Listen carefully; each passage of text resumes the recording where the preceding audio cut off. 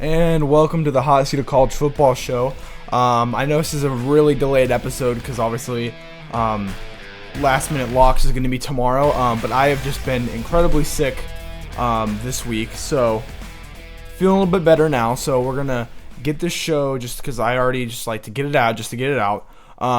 So we're going to recap all the stuff that happened over the season. Since a little bit later in the week, we can talk a little about press conference, especially with Ohio State. I know I haven't talked much about Ohio State. I've tried to keep it really big on college football. But now that Ohio State's about to get into the thick of their actual schedule, I want to talk about more about Ohio State specifically. You can see it in that corner. You can see it behind me, my hat.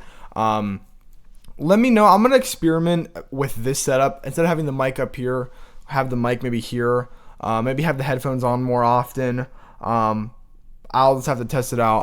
I don't really know exactly what I want to do, but we're just experimenting with some stuff. But thank you for watching the Hot Seat of College Football Show. This is a very late after the whistle. This is more like after the game press conference or whatever. But last week was a great week of football. We did not do very well on bets. We haven't gone below 500, but we will get into bets later. We went 5 of 5.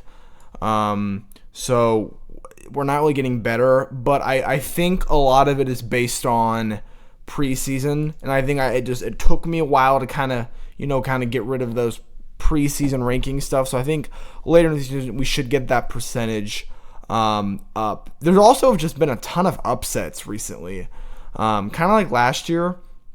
But before we get into that, let's just recap some of the games we had.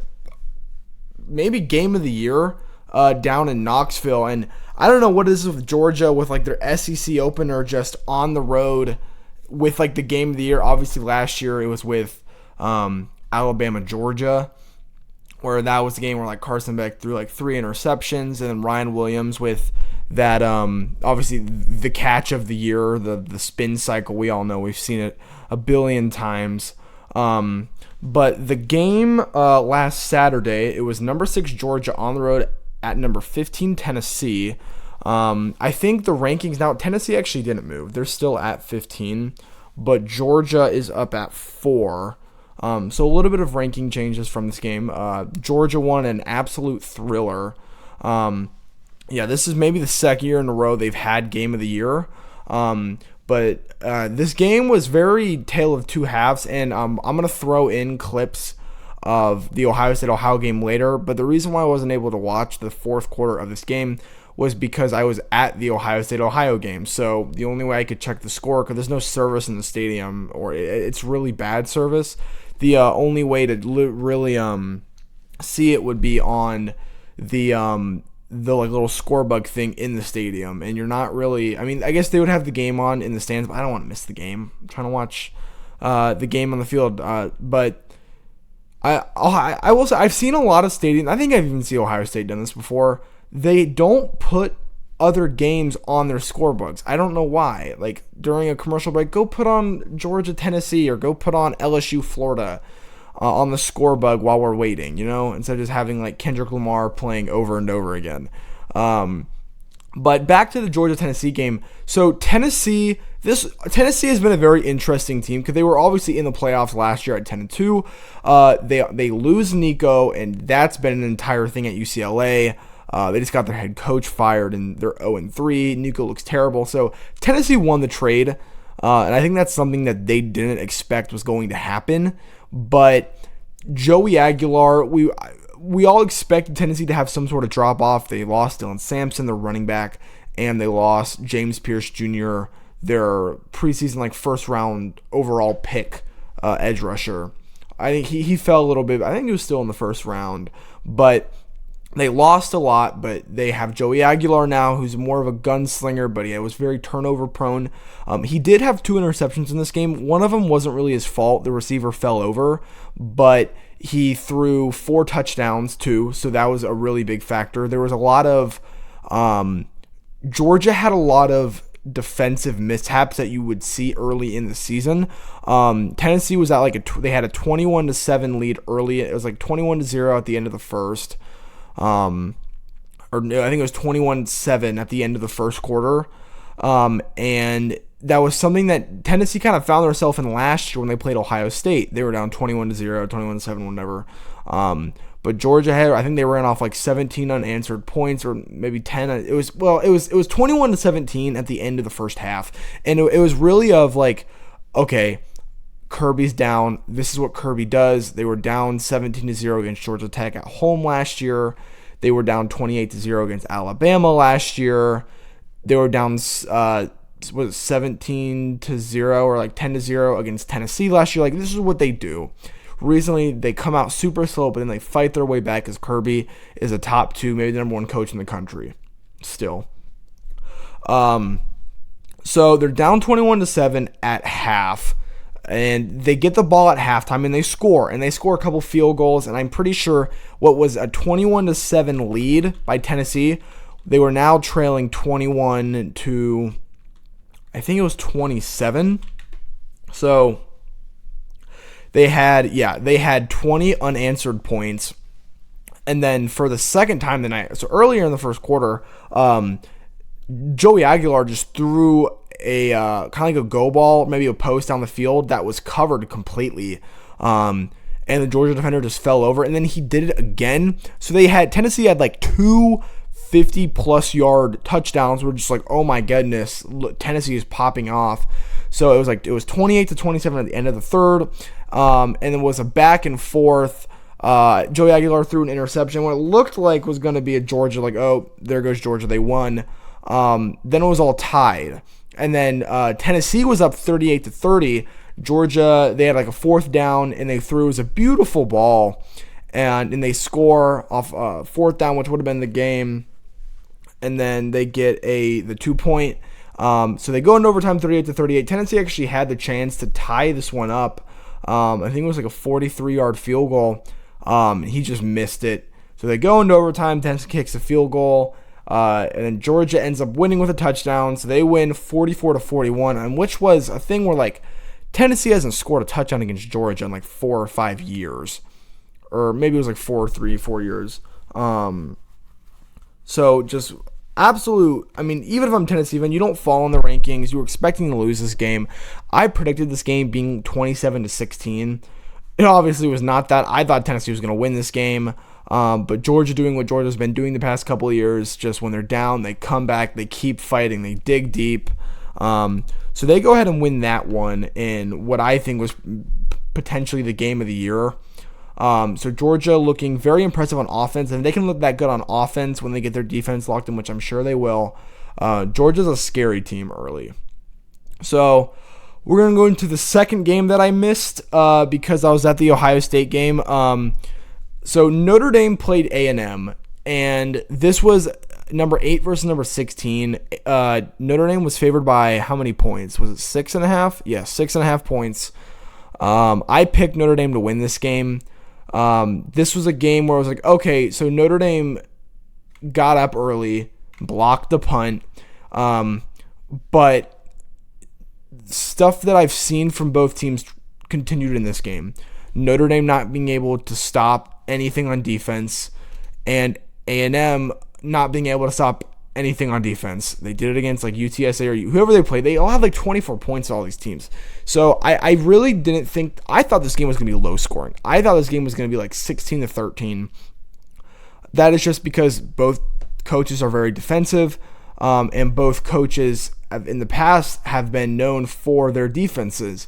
Obviously that was not today. This was a shootout. And what looked like a very comfortable lead by Notre Dame, up 10. A&M scores 14 unanswered points. They were up 28-24 at half. Notre Dame scores, and it's like a punt fest and it's a score fest, and they score a bunch of field goals. And that takes us to the end of the game. It's 34-34. Notre Dame has the ball, and they score. They're up 40-34. And then Tyler Buckner misses the hold on the extra point and misses it. He has to scramble, tries to go for 2. Obviously, try to do something, misses it. So now it's a 6-point lead. So Tyler, I know people are giving him a lot of shit online. So Tyler Buckner he played for Notre Dame as a backup a couple years ago, I'm pretty sure. And then I think he transferred out, or he did something. He was playing like lacrosse or soccer. He played a different sport. I think won a national title, and then transferred back to Notre Dame. And it's just kind of been like around there for a long time. He was the backup, I think, last year. No, he wasn't backup last year. Backup this year. Last year was Stephen Jelly and CJ Carr. So he's back at Notre Dame, and he was the backup quarterback, and he misses the hole, and now it's a 6-point game. So A&M marches down the field. I think it was first and goal. I think they ran it, didn't get anywhere. Then it became second and goal. Marcel Reed, who had like 400 passing yards this game, went completely insane. Was all over on the ground. There was a touchdown to Craver and people talk about Concepcion, who's a great player, but Craver, he like spun out of attack on the sideline. It looked like a Madden play. It just was crazy. Had a long touchdown, but second and goal overthrew it. Should have been intercepted. I mean, you got to make that interception. He's probably killing himself right now. Figure like he's hurt, like beating himself up, because I mean that should have been a pick. That would have been game over. Notre Dame wins the game. Third down should have also been an interception, or at least like I don't know. It was broken up. It looked like it should have been a pick.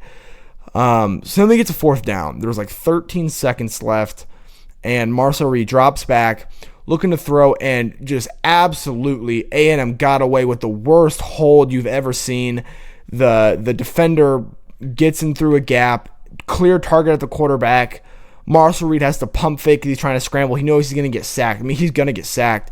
And then the line, maybe it was the center or the guard, just straight up tackles just like grabs him by the leg and pulls him down. The defender, the edge rusher, I think they're running like a stunt or something. So because he got through, they don't get it. He pumps fake. Marcel Reed scrambles out, and then throws on fourth and goal a go ball to a tight end, just like so crazy. Where it's at one point, it sucks for Notre Dame because that should have been a hold. I think it would have been a 10-second. It would have, like, maybe they still get it. I don't know, but it was unfortunate. But also, I mean, you allowed 41 points. They get the touchdown. You miss the extra point. They get the extra point. They win by 1. They win 41-40. This is shocking. Marcus Freeman and Mike Elko are like defensive coaches. The fact that they couldn't do anything on defense and it became like this is news to me, not what I expected. So that was one of the other game of the year contenders so far that we've had tonight. So I'm going to get into 2 more games before we get into the Ohio State game. And I'm kind of going to bunch these together. So this is more of a segment on LSU and Clemson. So these teams are getting worse by the week. What was a top 10 matchup at the beginning of the season, LSU goes into Clemson. No one was picking LSU to win this game. And they win 17-10. It was a defensive slug when everyone thought it was going to be a high-scoring affair. Excuse me. They just keep getting worse. I mean, Clemson looked terrible against Troy. They were down 16-0 at halftime, or maybe it was like 16-3. Absolutely terrible. They end up winning that game. And then LSU looks terrible against Louisiana Tech, only winning by 16. Nussmeier didn't look good. None of these quarterbacks have looked good all year. Maybe Nussmeier looked good in the second half against Clemson, but that's it. So LSU plays Florida. So LSU wins and they cover, I guess. They won 20-10, but I don't know. You've all seen the press conference for both of these coaches. Brian Kelly freaks out at a media guide interviewer because he was criticizing the offense, which is fair. I mean, you scored 13 offensive points. You look bad. I mean, I think Florida's defense is good, but you look bad. So, and also, man, Florida should have won this game. I don't care. They lost by 10. Should have won. Lagway threw 5 interceptions. One of them was a pick 6. Like, you get rid of that. LSU scores 13 points. You score 10. This was a 13-10 game at halftime. The only score in the second half was a pick 6. You don't throw that. I mean, Florida was in LSU territory a lot of this game. Lagway was just so desperate and was so out of it. Just keep throwing down the field into triple coverage every time and just kept getting intercepted. So LSU, I think, is overrated. I think I get why they're at 3. I don't think they should be at 3. I think they should be below Miami and Georgia. So now on to Clemson. So Clemson wasn't as lucky as LSU to get 5 interceptions, as they are on the road at Georgia Tech, and Brent Key with Haynes King, who's now like a Heisman contender. They just run the ball every 2 plays, and the thing is they get it. That's like the thing. He's not going to be able to walk when he's 40, but they're winning games, so take that as how you will. So this was a game where Georgia Tech was up 13-0 at like the end of the second half, or close, like halfway through, and then Clemson scored. It was 13-7 at halftime. Clemson scored again, so they're up 14-13, and then I think they punt, and it looks like they're going to go up by a score, and they're 21 unanswered points, and then he throws a terrible pick in the red zone where the defender just jumped before he even clocked his arm back, and just picked it off. Terrible throw by him, great play by the defender. And so we're tied 21-21, and if you don't know what a fire drill is, it's like in football, it's when you don't have a timeout, clock's rolling, 10 seconds left, and you send up the field goal unit. So Haynes King with like 1 billion carries and like 100 rushing yards gets him in, I guess, in the field goal range. It was a 55-yard field goal. Fire drill, they kick it, they winning 24-21. Brent Key is now 7-1 versus ranked ACC opponents. Obviously, last year they had to win against Florida State and Miami. Should it be Georgia? I mean, I just like, how are you 7-1 versus ranked ACC opponents? But you go 7. Jeez, oh my goodness. But how do you go like you're 7-1 versus ranked ACC opponents, but you go like 8-4, 7-5, 6-6 every year? You're beating all the ranked teams, but you're losing to all the unranked teams. So I don't know. I mean, part of it is they play Georgia and they play other teams in the non-conference. But I'm looking at Georgia Tech's schedule. Georgia Tech might go 12-0. Like, obviously they got to play Georgia, so I guess 11-1. They might go 11-1 because they don't play Florida State or Miami on their schedule, I don't think. So watch out for Georgia Tech. I think has a potential to be a lock for the playoff. So look out for Georgia Tech, maybe even in Charlotte for the ACC title. So watch out on them. I did say I was on Uncle Lou's podcast a couple months ago. I called in and I said, watch out for Louisville and Georgia Tech. Watch out for Georgia Tech. So that was a prediction that I'm going to take all the credit in the world for. So, yeah, and then obviously both coaches freaking out in interviews. I'm not even going to get into it. It's kind of a slop fest. So let's get into this Ohio State-Ohio game. So I'm going to bring up clips, actually. So let me switch over. All right, we're back. So we fixed this. Had to get the videos on my computer. We're going to jump over here, and I'm going to bring up just some of the clips that we took. We were at the game. So if you don't know, Rufus and Brutus, the whole thing in 2013 when they played, both of them, like, I guess Rufus like beat up Brutus. He like jumped on him. Like, this is just like the guide in the mask out. Nothing was planned. So this is the first time they've played since then. So they kind of did a whole thing where like they came out and they didn't like each other, and they're doing like a tug of war here. And then at the end, they kind of came together and were friends, which was funny.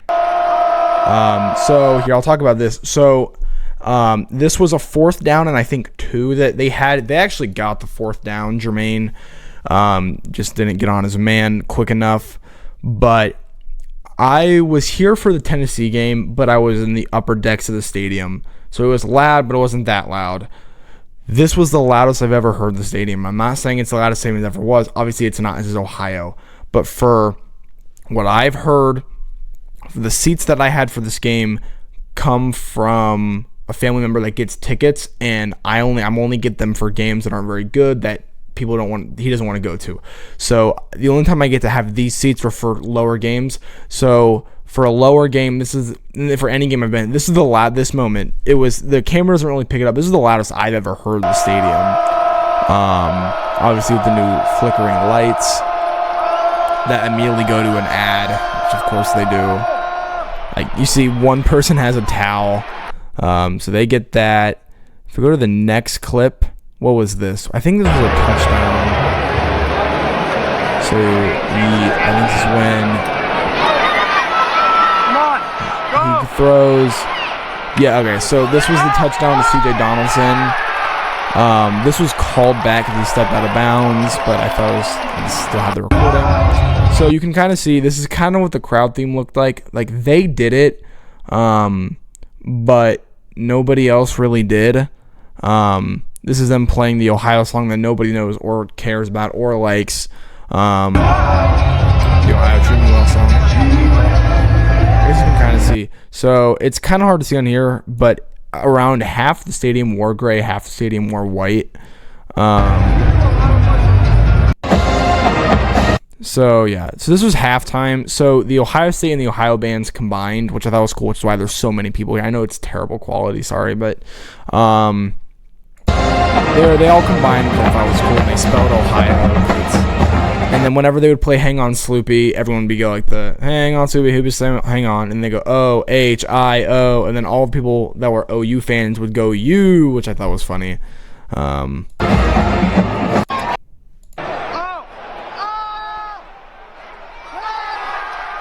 Yeah, so that was one of the first big touchdowns of the game. And then I think I have one more. No, that was it. So yeah, that was the one. And then the only other one was, you can see here, if it would allow me to switch, they did another drone show. This one wasn't as good as before, but that was the drone show. They did a lot of stuff towards like the James and the Cancer Foundation, which was cool, but it wasn't really football related, so nobody really cared that much. But so that was that game. It was a good game, and it was fun because it wasn't fun. It was frustrating, but I guess it was competitive, so I guess that was entertaining. I guess the touchdowns were more like intriguing. My only other comment about this game is, I guess Day was frustrated. He allowed the offense to open up in the second half. I think it's clear Carnell is a first-day draft pick, maybe the first receiver, second receiver taken off the board, because Jeremiah and Ryan aren't even eligible. But I think Jordan Tyson is. I think he's better than Jordan Tyson. I think he's better than Jaden Greathouse. But yeah, so Ohio, they're the best team in the MAC, and they beat West Virginia, and they almost beat Rutgers. So it's like West Virginia actually, which I thought was terrible, they actually beat Pitt. So I thought Pitt was pretty good with Eli Holstein. So we won 37-9. I want them to do that crowd theme again. I doubt they will, just because of how it turned out. I thought it was cool if done well. The student section showed up. They always do. It was really just the recipe, because not many of us have like gray, and they didn't give out any t-shirts, so hopefully they do it next time, but I don't know. So we got two more quick things to do before we head out, so let's head over to our picks. Here, let me jump over real quick. So why is this not working?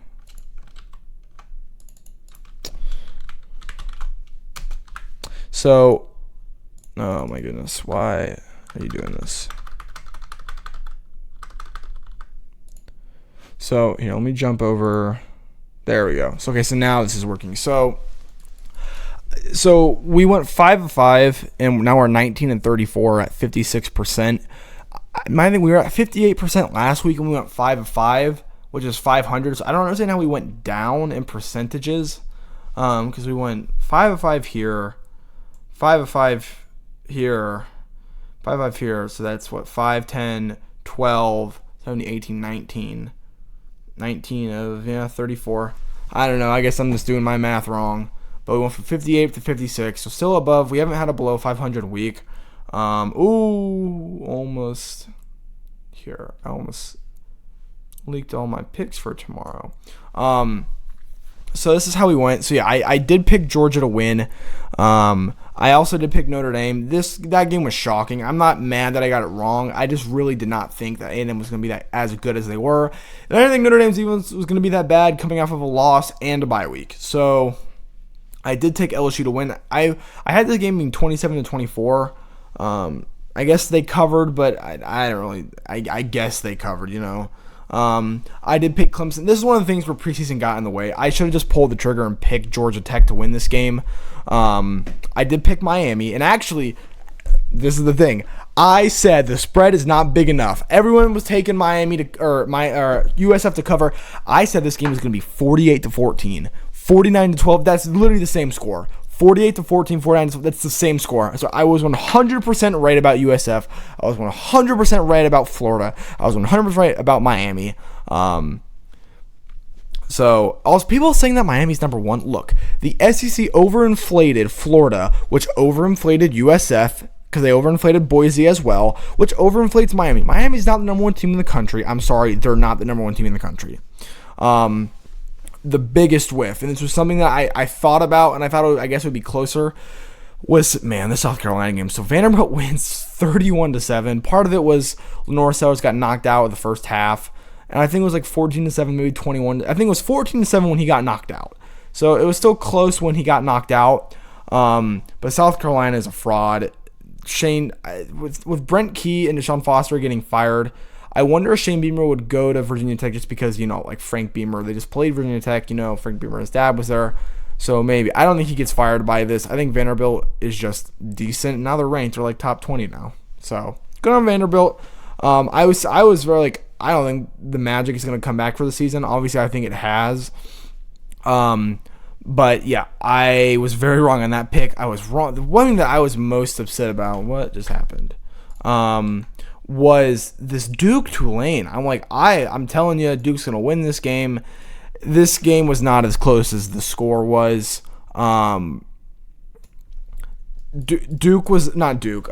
Tulane was up like 34-16, like with 5 minutes left. I don't know what happened. I thought Duke was better, but I was right about Tulane. I said Retzlaff was going to be good. He looks very good at Tulane. They were my playoff pick, but are they going to get over USF with a win over Florida? I don't know. They do play Ole Miss this week, so if they beat Ole Miss, I think Ole Miss would still be ranked. So Ole Miss is a better win than Florida. So we'll see about Tulane, this week in a couple days. So Ole Miss Arkansas, this game I didn't get to watch again because of where the game I was at, but I will say I'm very surprised by Arkansas. I knew that Taylor Green was good. I didn't know he was going to be this good, and I thought it almost seems like Ole Miss is better with their backup. So I did take Ole Miss to cover. They don't. I think they missed an extra point. But so yeah, and actually the next game was a Friday game. I picked Arizona over Kansas State. I was right. And actually, this was a game where Arizona State. This was a game where Arizona was up 17-0. And then Kansas State scored a late field goal. It was 17-3 at half. And then Kansas State had a huge play at the beginning of the third quarter. And then they fumbled a punt. So then Kansas State tied the game up at 17-17. I'm like, damn. This is the only time where I wanted Kansas State to lose because I love Kansas State. But I picked against them, so I need them to lose. And they did. Arizona just had 2 field goals. Kansas State couldn't score in the second half or in the fourth quarter. So Arizona wins this game 23-7. A game that I kind of banked on Minnesota. They lost 27-14. This game was closer than that. This game was like 21-14 with Minnesota having the ball, and they just kind of fell apart. And then Cal got a late score, garbage time score. So I thought that Minnesota would be better because Cal lost all those players in the transfer portal. It just didn't go my way. This game was closer though, so I'm not too upset about it. But overall, we whiffed on a lot. If I could go back, not even knowing the picks, but if I could go back with the mindset I have now, there would be games I would choose differently. I would pick Georgia Tech over Clemson. I think that would probably be it. The only one that I would change in retrospect that thought I realistically would probably be the Georgia Tech game. I would have picked Georgia Tech over Clemson. So that is all I have for those picks. I will see you guys all tomorrow for last minute locks. We have a bunch. I'm finishing up my picks. I got a couple more, maybe a couple more I want to change. It's been very interesting. It's a good slate of games, a lot of smaller teams, but a lot of ranked matchups. So that'll be fun. It's on the thumbnail, so I can't forget talking about it. Arch looks garbage. He looked terrible against UTEP. It sucked. I can't believe I'm editing the episode. It's on the thumbnail. Arch Manning looks garbage, and it sucks because I want them to look good for Ohio State. He looks terrible. I hope you enjoyed watching the video, and I'll see you tomorrow. Thank you.